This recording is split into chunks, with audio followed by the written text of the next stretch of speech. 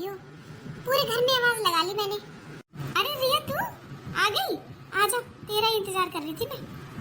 और ये इतना सारा सामान क्या लेकर आई है? ये मम्मी कुछ नहीं, अपने भाई भतीजों के कपड़े लेकर आई हूँ। भाभी कहाँ पर है? अरे भाभी।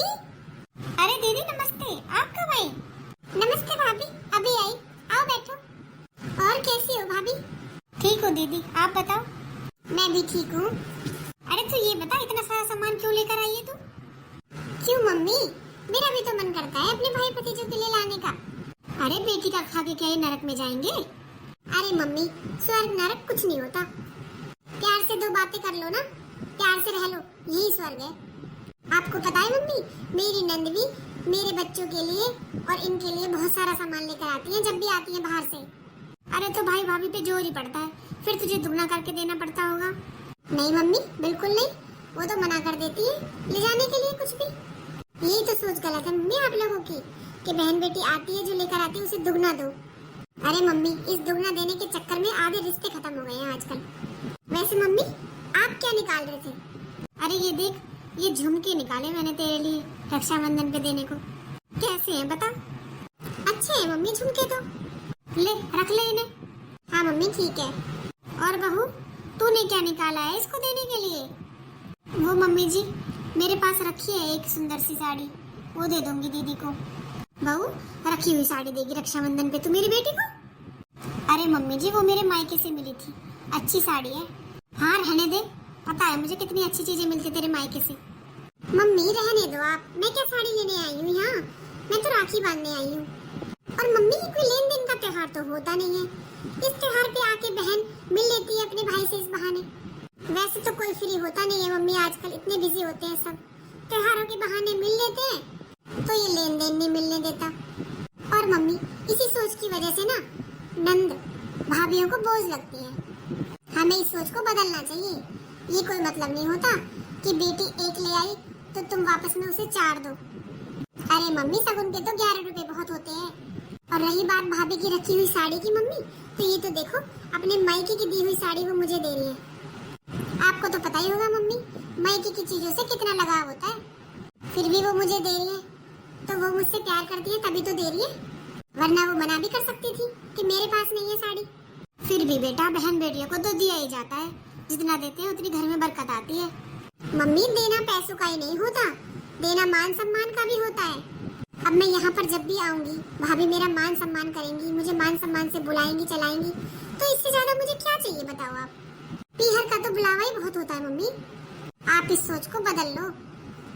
बुढ़ापे में सेवा आपकी भाभी करेंगी, मैं नहीं आऊंगी करने के लिए, तो क्यों बुरी बन रही हो आप इन बातों को कह के? अरे हाँ हाँ मेरी अम्मा, तू अब इतनी बड़ी हो गई है तो मुझे ज्ञान देने लगी है।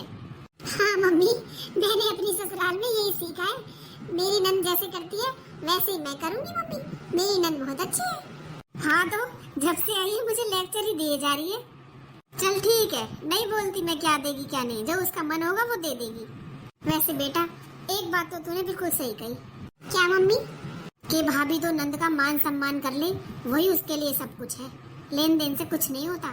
हाँ मम्मी वही तो मैं समझाना चाह रही हूँ आपको, लेन देन से किसका काम चलाया आज तक? काम अपने कमाने से ही चलता है मम्मी, किसी के लेन देन से नहीं चलता। आपको पता है मम्मी मेरी नंद बाहर रहती है ना, तो हमारे लिए इतना महंगा महंगा सामान लेकर आती है, तो हम क्या उन्हें इतना देते हैं? पर जब मेरी नंद आती है मैं अपनी नंद की बहुत इज्जत करती हूँ मम्मी, अपनी नंद के आगे पीछे घूमती हूँ और मेरी नंद भी मुझसे बहुत प्यार करती है। हाँ बेटा सही कह रही है, कितना अच्छा लगता होगा नंद भाभी का ऐसा रिश्ता। पर फिर भी बेटा मैं तो यही कहूँगी, तुझसे जितना बना करे ना उतना दिया कर अपनी नंद को, बहन बेटी को देने से बरकत आती है घर में। हाँ मम्मी मेरी सास तो बोल देती है जो तुम्हें देना हो वो दे दो, ज्यादा कुछ करने की जरूरत नहीं है कुछ भी। मेरी बेटी तो भाई भाभी से मिलने आती है, कुछ लेने नहीं आती। हाँ बेटा सच में तेरी सास नंद तो बहुत अच्छी है, मैं तो बहुत खुश हो गई आज सुनकर। और दीदी मैं भी बहुत किस्मत वाली हूँ जो मेरी सास नंद भी इतनी अच्छी है। भाभी नंद की तो कह सकती हो आप, सास की तो आप उनका मन रखने को बोल रही हो है ना भाभी? अरे नहीं नहीं दीदी सच में। हाँ बहू सही कह रही है। दीदी आप ये बताओ क्या खाओगी आप, वही बना दूंगी आपके लिए।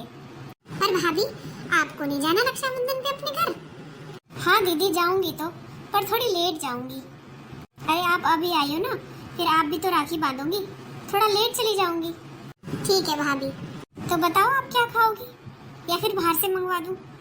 हाँ भाभी, क्या बनाती हो गर्मी में? ऐसा करो बाहर से ही मंगवा लो कुछ।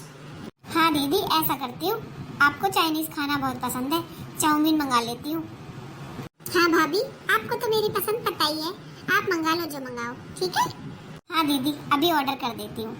देखा मम्मी, ऐसे नंदे बोझ भी नहीं लगती, और कईयों के साथ तो ऐसा होता है, नंदों के आते ही भाभी चली जाती है मुंह बना के अपने पीहर।